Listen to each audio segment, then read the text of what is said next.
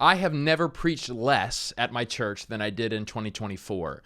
My name is Trey Van Camp. I'm a church planner. We launched in January 10 of 2016. And in the beginning years, I preached all 52 weeks. And I think that was important because I remember specifically those first couple years, I'm like, what is my voice? I know what all these other pastors sound like, but what is my style? And it took such a long time. And so I'm very grateful in the beginning.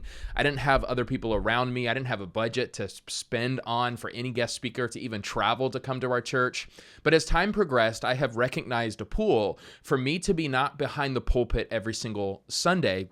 And this year I've done it more than ever. I recently got a comment, somebody asking me, hey, do you not preach as often as you used to? And so this is a Q and Trey episode. I want to answer. I have 5 reasons. I have now only preached 39 times this year.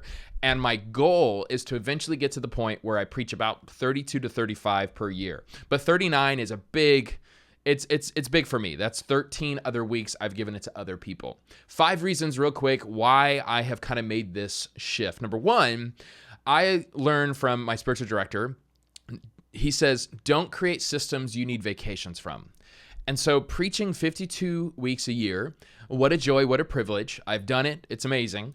But if you're doing it right alongside of actually leading your congregation well, it does something to your soul. It does something to your body, especially for us. We transition from 1 service to 2 services, and it's amazing how much harder Mondays are. Shout out to those who do 3 or 4 services. I can't imagine. So I want to create systems where I am healthy. I love vacations. I want to use that for my family, not to like recharge myself, Like I don't want to selfishly, because I'm an introvert. So if I'm going to do it for myself, I'm not present with my kids. Everybody knows vacations, you need rest from your vacation, right? So I don't want to create systems where I'm like dying for the next vacation. The second reason is it communicates one of our values. Our priorities that we have of our church are 5. I made a whole video about that. But one of them is that we're homegrown. And so I'm communicating to my people, hey, we want to make disciples and leaders from within. And so one way I love to communicate that value is that I'm not preaching every Sunday. And we have people right now, one person, Pastor Caleb, from our congregation. He is homegrown. He has turned into this incredible pastor, an incredible preacher.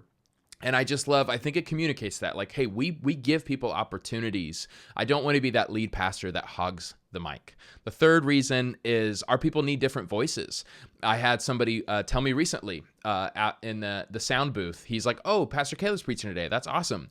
And by the way, it's very important for you not to be offended by that. I think you have all sorts of other issues if you don't like to hear that. I love to hear that. And he said, I think the best way to describe it is Pastor Caleb is a lot more historical, and you are a lot more vision-oriented in your preaching. And I think, that's and he admitted such, that's a very big oversimplification of how our sermons go, but it's true.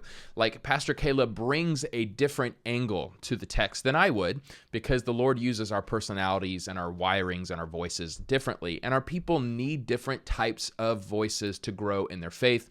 I saw somebody post, a great hero of mine, post recently about how you need to preach different, like, change your voice because your people need to hear different voices. And I think that's great. And I think it's good to challenge yourself to communicate differently. But my first thought was, or you just have other people preach for you and they have that other voice.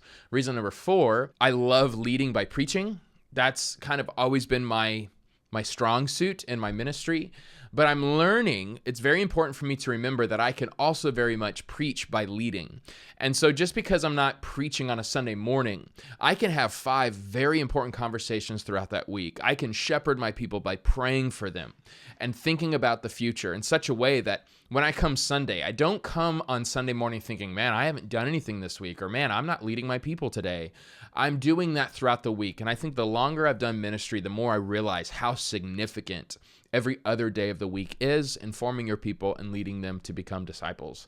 Reason number 5 that I am only preaching 39 times this year, and hopefully it gets down to 35 or 32 in the future, is it gives me more time to really preach the important messages on vision. Every message is important. I can already see the comment section below. What I mean by that, though, is I have learned that there are certain rhythms and seasons every single year in the life of a church. And I have noticed January to Easter is big for vision. So actually, I quote unquote hog the mic a little bit more in the beginning of the year because a lot of it's about vision casting. It's how we've set up the life of our church. It's moving forward to a certain direction.